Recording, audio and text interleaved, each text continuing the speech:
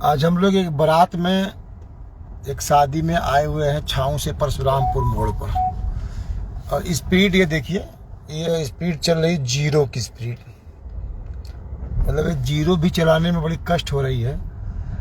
और इस गांव के लोग जब इस मार्ग पे यात्रा करते होंगे तो उनको कितनी कठिनाइयों का सामना करना पड़ता होगा, यह आज इस मार्ग पे यात्रा करते समय आभास हो रहा है।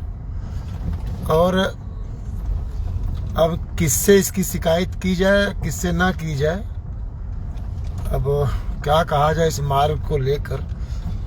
मतलब ये 3 से 4 किलोमीटर का मार्ग है मेरे समझ से। ये आप देख रहे हैं परशुरामपुर से पूरा छाऊ तक, पूरा परशुरामपुर से छाऊ तक का यह मार्ग पूरी तरह जर्जर हो चुका है। और गड्ढा मुक्त जो ये अभियान है उसको ये तमाचा मार रहा है।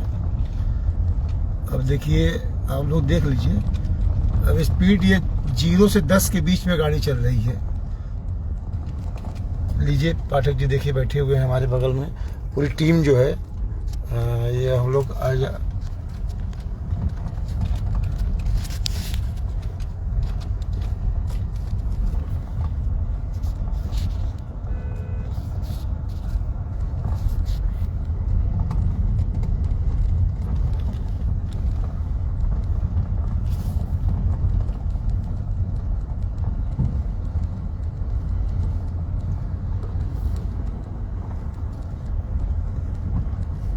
इस मार्ग पे चलना बड़ा कठिन काम है।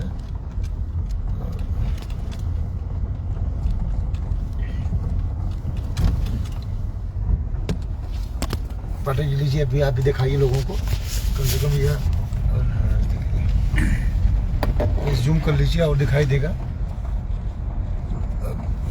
ये देखिए पूरा, ये साफ साफ आपको नजर आ रहा होगा। ये छाऊ से चलकर परशुरामपुर के लिए ये मार्ग जाता है और जिससे लगभग 10 से 20 ग्राम सभा को यह मार्ग जोड़ता है कहीं न कहीं। और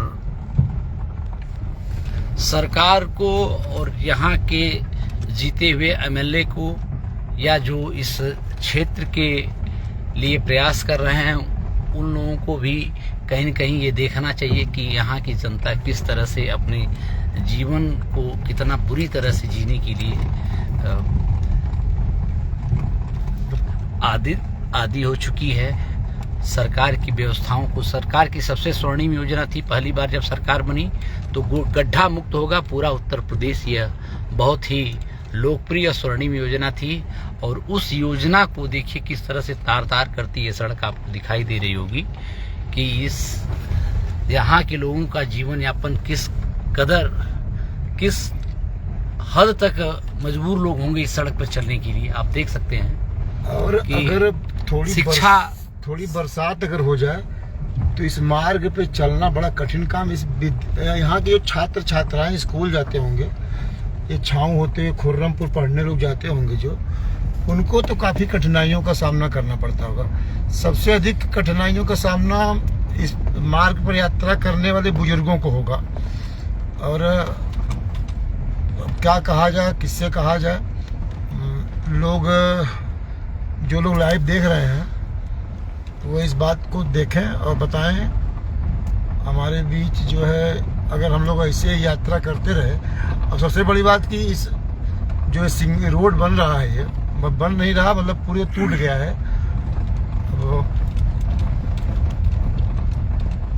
जो कि 2.5-3 किलोमीटर दूरी तय करने में लगभग आधे घंटे से अधिक का समय लग रहा है।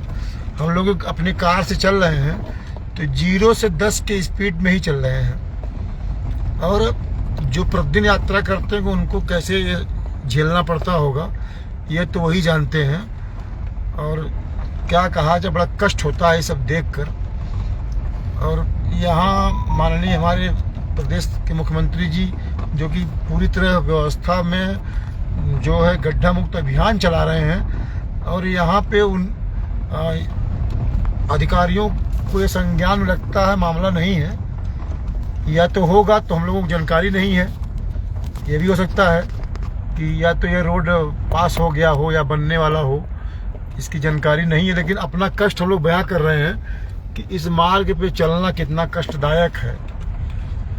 अब इसके बारे में कल पूछा जाएगा किसी से कि इस मार्ग को पास हो गया है या बनने वाला है या क्या है, तो इसमें आगे कड़ी दिखाया जाएगा आपको कि कैसे हम लोग यात्रा कर रहे हैं, और ईश्वर से मना भी रहे हैं कि सकुशल यात्रा संपन्न हो जाए, कहीं रास्ते में कोई टायर में कोई गिट्टक न धंस जाए, नहीं तो फिर पूरी जो है व्यवस्था 2 घंटे के लिए और गड़बड़ हो जाएगी। ये देखिए बहुत हमारे जो क्या कहे जो वो दिखाई देने वाले लोग नहीं हैं, और जनता भी ऐसी है कि जो काम करने वाला है उसका चयन नहीं होता है। अच्छे लोगों को जो चुनेंगे तो अच्छा काम होगा,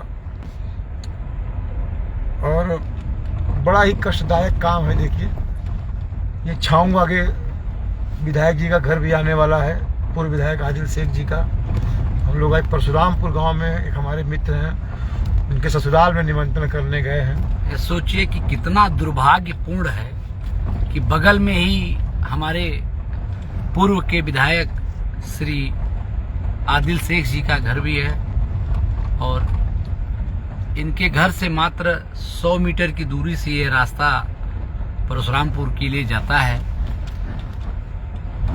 बच्चे और बुजुर्ग तो चलिए एक बार किसी तरीके से आ जाएंगे, चले जाएंगे, चोट आएगी, थोड़ा बहुत परेशानी होगी, सह लेंगे, लेकिन इस गांव का मरीज, इस 10 गांव का जो कईयों हजार, समझिए कि 10-20 हजार की जनसंख्या को ये टच करता है, ये जोड़ता है ये मार्ग, उस गांव के मरीज को यदि जाना होगा अस्पताल तो उनकी क्या दशा होती?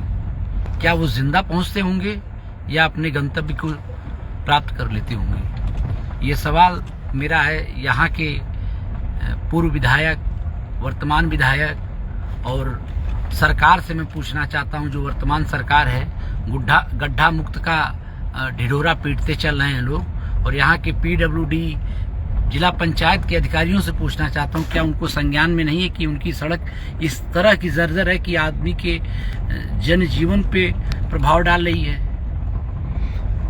अगर किसी माध्यम से PWD से अगर ये रोड पर पास भी हो गया हो तो कम से कम इस पर बनाने का कार्य तत्काल कराया जाए। बरसात आगे है, बरसात होने वाली है। आज शादी विवाह में मान लीजिए ईश्वर की कृपा है कि पानी नहीं गिरा, अगर पानी बरस देता तो लोग कैसे जाते कैसे आते।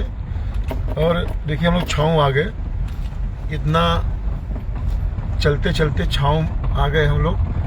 अब थोड़ी रोड अभी गड्ढा है ही, देखिए ये गड्ढा दिखाई दे रहा है, और छाऊं के बाद जो है अभी गड्ढा आपकी बाउंड्री वाल है।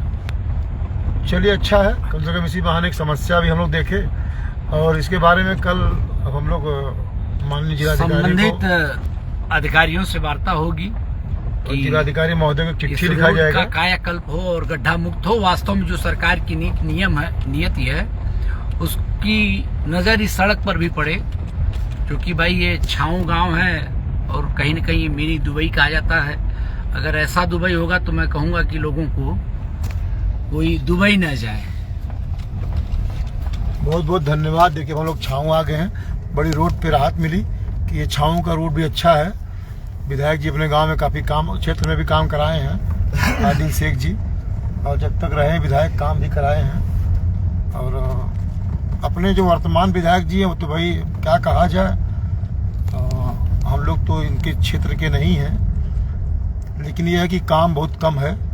उससे ज़्यादा तो ब्लॉक प्रमुख के बोर्ड दिखाई दे रहे हैं जगह जगह, मोहम्मदपुर ब्लॉक प्रमुख के ज़्यादा बोर्ड दिखाई दे रहे हैं, विधायक जी के कम बोर्ड दिखाई दे रहे हैं।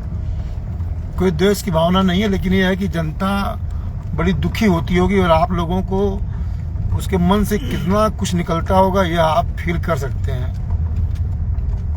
बस एक दिखाना था कि आप देखिए और खुद तो सोचिए। बहुत बहुत धन्यवाद रोड पे चलने के लिए हम लोगों को, उस रोड से सकुशल निकल आए और आगे हम लोग छाऊं। बहुत बहुत धन्यवाद।